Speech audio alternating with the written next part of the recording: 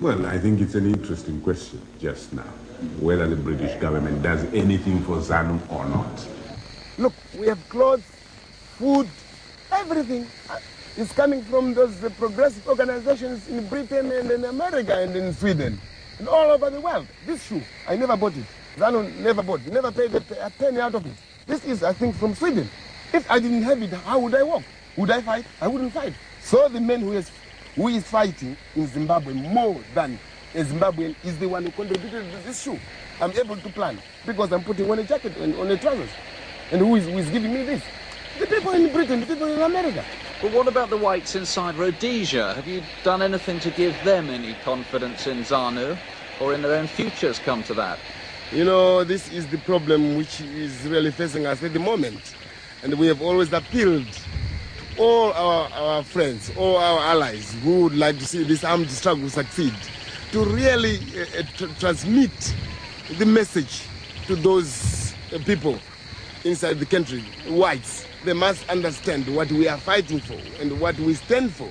But it's what the guerrillas stand for that frightens the whites quite as much as the fear of being killed. They feel their prosperity is threatened by a doctrinaire Marxist dictatorship.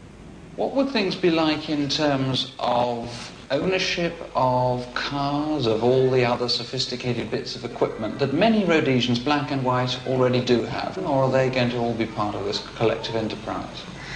Can you ask your next question, and perhaps the next, around the area of socialism? Okay, how do you envisage that socialism would change the lives of the majority of people in Zimbabwe? Your next question after that? Well, that would depend partly on the answer to these. Right, okay. Now, you seem to dwell a lot on this question of socialism. Now, what you are trying to say to me, or what you're trying to suggest to me, what has been suggested to us over and over again, is that this idea of socialism will not work. In other words, we are being persuaded to get stuck with capitalism. During the 1920s, the 1930s, our fathers, our forefathers, worked like slaves, getting paid almost nothing to build the economic infrastructure.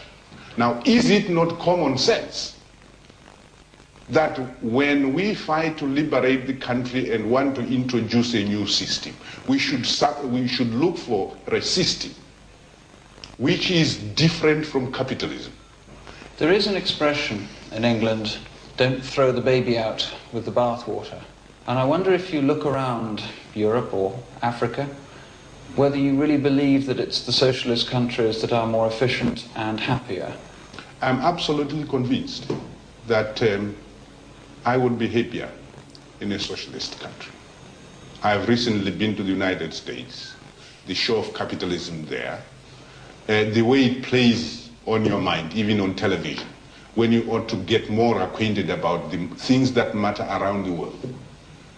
No, I shouldn't like to live under such a system. How can you be certain that whatever government you set up won't eventually become oppressive, won't be the sort of society where people are frightened of speaking out, frightened of doing anything without looking over their shoulder? We do not want to create a socio-legal order in the country in which people are petrified, in which people go to bed having barricaded their doors and their windows because someone belonging to the special branch of the police will break into their houses. This is what we've been fighting against. Every one of us has been in jail 10 years, 14 years. I myself 9 without trial. Every one of us has had to live scared of the police. How on earth could we create a society which is exactly like that? We don't want it. We are fed up of it. And this is why we are in this revolution for as long as is necessary to abolish this system. How do you see the future Zimbabwe should ZANU come to power? What would it mean for the ordinary small trader, the farmer, businessman? We will obviously collectivize the national pillars of the economy. I mean, mining, for example, railways, aerodisia, you know, the finance houses, those top occupations which have national repercussions. But the government, from our point of view, the government has no business selling matches or Coca-Cola, for example, to people. The government has no business in running a dry cleaning shop, for example. Those small distributive and other social services are better left to the individual, to individuals who want to promote the quality of life, so that the fear of some state running human affairs right down to the family is foreign to our people, is foreign to our thinking, and we have no intention of creating a system like that. Socialism, yes, but it does not mean totalitarian dispossession. It is absolutely wrong to allow a set of individuals to acquire the ownership and possession of resources which are God-given. They're not man-made. The land, the water, the forests, the animals, the fish in the river, the minerals. These are given us by nature. And it is in principle wrong for any one man to claim ownership of such resources. We should belong to the people as a whole. But Mugabe's socialist vision is seen by most whites as communism. If he comes, they say, we go. The whites who are in the country needn't fear us. If they are prepared to adjust, they will be regarded on the same basis as everybody else. But would the whites be left with any sort of vestige of the standards of living to which they've been accustomed in the past? If those standards of living have been based on color, then they must forget about them. But if they are based on the fact that they have the necessary skills to contribute, then they will continue to maintain them. And no one is going to deprive them of what they are entitled by way of benefits from the economy, if they have the necessary skills and make the necessary inputs into the development of society. So they could still live in big houses, sure, with swimming pools? Why not? Why not? They are there, but not to the exclusion of people of other races. The British ambassador's residence, Maputo. Zimbabweans have a love-hate relationship with Britain.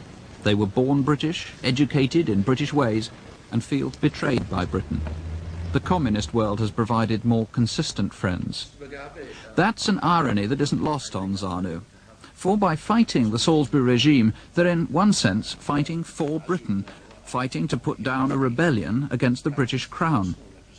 But still the British groped towards a compromise. This was the last attempt to set up a peace conference by Mr. Callaghan's advisor, Cledwyn Hughes. I've seen President Nyerere, President Kaunda, Mr. Nkomo, and I've been to Salisbury and also to Pretoria. If I can say very briefly, if the parties agree to attend, there is a reasonable prospect that the talks could end successfully. Every British government has felt it's done its best, but have they? Garfield Todd. There are only 90,000 adult whites in Rhodesia. That's all, 90,000 adult whites. I think the Western world might have even bought them out 20 years ago if it had been necessary. But to think that 90,000 adult whites have been able to hold the world to ransom is not brave, it's just outrageous. And it's deeply racial, and it's deeply racial in Britain. You can't get away from it. If a black man had been in charge of the government in 1965 and had 270,000 black followers, and these people were keeping 6 million whites in subjection, and he broke away from Britain so as to be able to keep them for 1,000 years under black rule, the freedom-loving countries of Britain and Europe and America would have fixed it up in a week.